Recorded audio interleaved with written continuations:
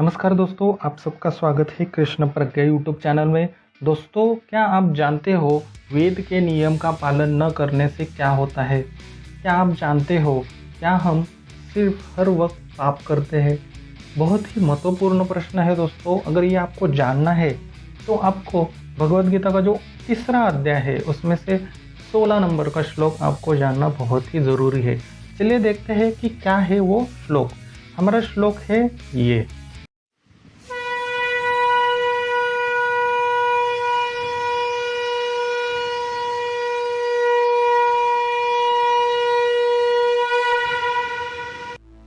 एवं प्रवर्तितं चक्रम नानुवर्तयतीह यः अघायुरी इंद्रियारामो मोघम पार्थ स जीवति। एवं प्रवर्तितं चक्रम नानुवर्तयतीह यः अघायुरी इंद्रियारामो मोघम पार्थ स जीवति। चलिए देखते हैं श्लोक का संधि विच्छेद और उसका हिंदी अर्थ क्या है। हमारे श्लोक की पहली लाइन है एवं प्रवर्तितं चक्रम नानुवर्तयतीह यः। इसका संधि विच्छेद करते हैं। एवं प्रवर्तितम चक्रम, यहाँ पे कोई संधि नहीं हो रही है। नानुवर्तयतीह, यहाँ पे ध्यान देना, न धन अनुवर्तयति धन इह, यह का यहाँ पे भी संधि नहीं हो रही है। हिंदी अर्थ देखते हैं। एवं का अर्थ आपको पता ही है इस प्रकार। प्रवर्तितम का अर्थ होता है वेद द्वारा। चक्रम का अर्थ होता है चक्र का। नानुवर्तयतीह का अर्थ होता है पालन नहीं करता, वो। श्लोक की दूसरी लाइन देखते हैं।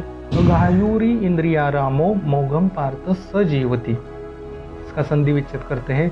यहाँ पे ध्यान देना, अघायुरी इंद्रियारामो, इसका संधि विच्छेद कैसे होगा? अघ धन, आयु धन, इंद्रिय धन, आराम, मोघम पार्थ स जीवति। यहाँ पे कोई संधि नहीं हो रही है। हिंदी अर्थ देखते हैं। अघायुरी इंद्रियारामों का अर्थ होता है पापमय जीवन, इंद्रिया पूर्ति। मोघम का अर्थ होता है के लिए, पार्थ है पार्थ, सह वह, जीवती का अर्थ होता है जीवित रहता है। तो आज हमने तीसरा अध्याय देखा, इसमें से हमें संधि विच्छेद सीखने को मिला और उसका हिंदी अर्थ देखा। दोस्तों, किसी भी श्लोक को सीखना है, समझना है, पढ़ना है तो आपको उस श्लोक का संधि विच्छेद आना बहुत ही ज़रूरी है और उसका शब्दशः हिंदी अर्थ आना आपके लिए बहुत ज़रूरी है।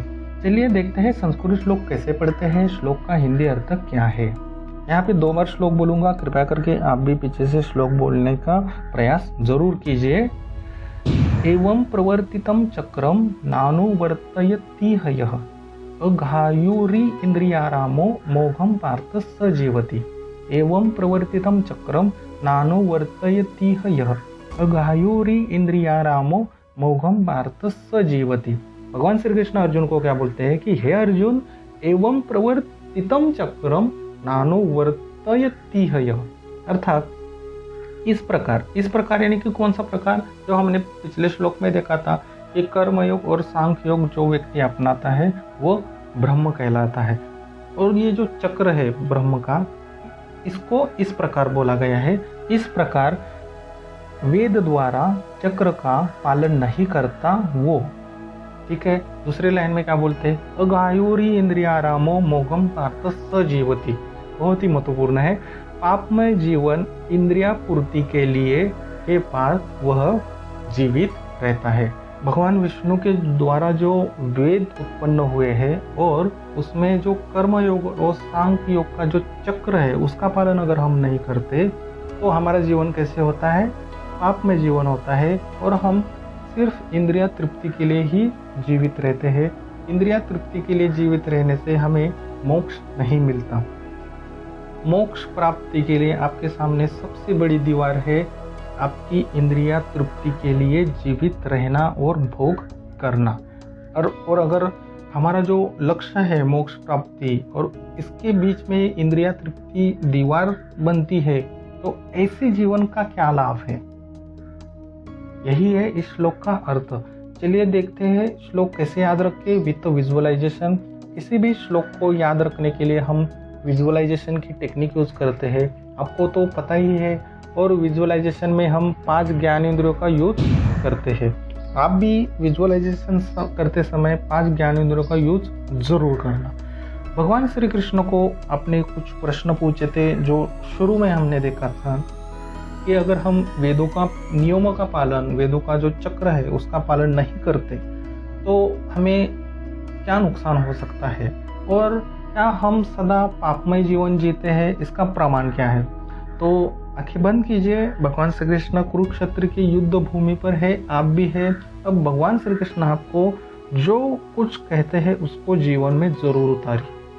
भगवान श्री कृष्ण ने पिछले श्लोक में बोला था कि कर्मयोग और सांख्य योग ये वेदों से उत्पन्न हुए हैं और ये वेद का ही चक्र है और इसमें ब्रह्म स्थिर है।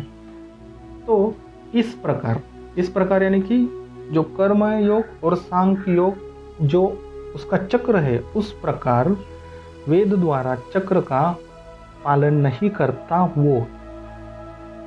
ये श्लोक उनके लिए है जो वेदों का पालन नहीं करता, सांख्य योग और कर्म योग नहीं अपनाता। मुझे यकीन है कि आप सांख्य योग और कर्म योग का पालन जरूर करते होंगे। और बाद में क्या बोलते हैं, वो लोग पापमय जीवन इंद्रिया पूर्ति के लिए ही जीवित रहते हैं। बहुत ही बड़ा स्टेटमेंट है ये भगवान श्री कृष्ण का। इसमें जाने अनजाने में भगवान श्री कृष्ण ने बोला है कि अगर हम वेद द्वारा चक्र है उसका पालन नहीं करते तो हमारा जीवन तो पापमय होगा ही और हम सिर्फ इंद्रिया तृप्ति के लिए ही जीवित रहेंगे और इंद्रिया तृप्ति हमारे मोक्ष के लिए सामने क्या है, दीवार है।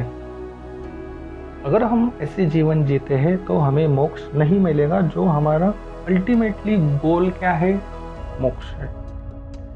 अच्छे से विजुअलाइजेशन किया होगा और जो प्रश्न है शुरू में देखे थे, क्या वेदों का नियमों का चक्र का पालन करना चाहिए, ये जरूर करना चाहिए, नहीं तो आपका जीवन कैसे होगा, पापमय जीवन होगा, इंद्रिया पूर्ति के लिए ही आपका जीवन रहेगा। और ये दूसरी कैटेगरी के लोगों में आता है, यानी कि नीच लोग होते हैं वो इंद्रिया तृप्ति के लिए जीवन जीते हैं। जो संत होते हैं, महात्मा होते हैं, ज्ञानी होते हैं, वो वेदों का नियमों का पालन जरूर करते हैं। इसलिए सुबह जल्दी उठना, नित्य कर्म करना, भगवान का स्मरण करना, कर्म योग अपनाना, खुद को आत्मा मानना, ये संतों के, महंतों के क्या है, लक्षण है।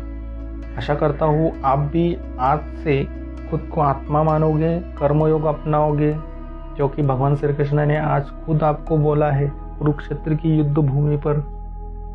अगर नहीं करते तो पापमय जीवन और इंद्रिय तृप्ति का जीवन आपके लिए है ही। श्लोक बोलता हूँ, पीछे से कनेक्ट करने की कोशिश जरूर करना। एवं प्रवर्तितम चक्रम नानुवर्तयति यः घायुरी इंद्रियारामो मोघम पार्थ सहजीवति। एक बार फिर से श्लोक बोलता हूँ, एवं प्रवर्तितम चक्रम नानुवर्तयति यः घायुरी इंद्रियारामो मोघम पार्थ सहजीवति। अब दोस्तों आप लोग आंखें खोल सकते हो, जो भी आपने विजुअलाइजेशन किया है उसको पुनः स्मरण कीजिए और जो भी भगवान श्री कृष्ण ने आपको बोला है पर विचार जरूर कीजिए अगर मोक्ष पाना है तो। चलिए देखते हैं क्या है इस श्लोक के प्रश्न। एक ही प्रश्न है, इस श्लोक से आपने क्या सीखा। बहुत ही गूढ़ और महत्वपूर्ण ज्ञान मिला। भगवान श्री कृष्ण बोलते हैं कि अगर वेदों का जो चक्र है, कर्मयोग, सांख्य योग, वेद भगवान विष्णु से उत्पन्न हुए हैं। वेदों में विधि है कर्मयोग और सांख्य योग की, और चक्र है वो नियम है। अगर उनका पालन हम नहीं करते तो निश्चित ही हम पापमय जीवन जीते हैं। और पापमय जीवन जीने वाले व्यक्ति, अगर आपको समझना है तो जो व्यक्ति सिर्फ इंद्रिय तृप्ति के लिए ही जीता है वो पापी जीवन जीता है। इसी तरह दोस्तों 700 श्लोक सीखना है तो कृष्ण प्रज्ञा यूट्यूब चैनल को सब्सक्राइब जरूर करना। चाणक्य नीति सीखनी है तो चाणक्य प्रज्ञा यूट्यूब चैनल को सब्सक्राइब जरूर करना। दोस्तों ये श्लोक अगर आपको अच्छा लगा तो प्लीज़ वीडियो को लाइक ज़रूर करना, शेयर ज़रूर करना। जो भी भगवद गीता सीखना चाहते हैं, जीवन में उतारना चाहते हैं। फिर मिलते हैं दोस्तों अगले श्लोक में, तब तक के लिए हरे कृष्णा।